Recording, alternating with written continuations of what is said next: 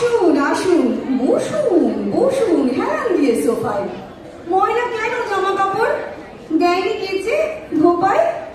দোহাই দাদা, দাগ না লাগে সামনে নিয়ে বসুন। খবর খবর ভালো তো সব? কেমন আছে বসুন? পায়ের ধুলো দিতে এলেন, বড্ড ধুলো পায়। দুঃখ পাবো, ভুলেও পাটা তোলেন যদি সোফায়। ডবল ডেকার বাসে ভিড় ছিল ভারী। বলেন কি ভাই, বাসের সিটে ছাড় পোকার এক গাড়ি। খেলে খেলে উঠুন উঠুন, পালান পালান পালান। বাসের থেকে সোফায় যদি ছাড় পোকা হয় চালান। ইচ্ছা বড় ভুলজি হলো, চলবে নাকি চাটা?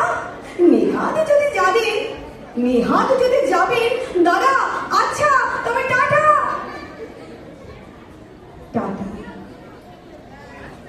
এরকম আত্মীয়তা আমরা তো করি, মনে মনে তো করি, বাইরে না প্রকাশ করলেও। এবারে একদম ছোট্ট দিন, এটাই আমার শেষ নিবেদন। আসলে অনেক ছোট ছোট ছেলে মেয়ে ছিল তো, ওদের দেখে এটা মনে হলো। কিন্তু ঠিক এই ছোটদের আমরা বাড়িতে গিয়ে খাবো। আগে নৃত্যানুষ্ঠান দেখবো, তারপরে বাড়িতে গিয়ে খাবো। হ্যাঁ, বাবুর বুদ্ধি, কবি অপূর্ব দত্ত। বাবুর বয়স মাত্র 2 মাস, পড়তে যাবে বার্লিনে।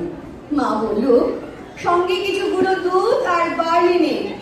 বিদেশ বিভুই রাস্তাঘাটে কে আর দেবে খাবার? শেষকালে কি খালি পেটে রোগ বাঁধাবি আবার? বাবু বলল একটুতে মা তোমরা তো ভাবো না, কি যে বলো, প্লেনের ভেতর খাবার কি আর পাবো না? মা বলল আমরা তো বাঘ, তাই আমরা কি আর ওদের মতো চপ কাটলেট খাই? হাসতে হাসতে বলল বাবু, আমি কি আর পাগল? খোঁজ নিয়েছি, প্লেনের ভেতর আছে 200 ছাগল। প্লেনের ভেতর যাচ্ছে 200 ছাগল। নমস্কার, অসংখ্য ধন্যবাদ। আপনারা আবার পুনরায় উপভোগ করুন নৃত্যার সুন্দর নৃত্যানুষ্ঠান। নিকনের প্রত্যেকে সুন্দর অনুষ্ঠান করছে। অবশ্যই ধন্যবাদ দেব আবার চঞ্চলদাকে, স্বাগতদাকে, অবশ্যই আমার বন্ধু নৃত্যাকে।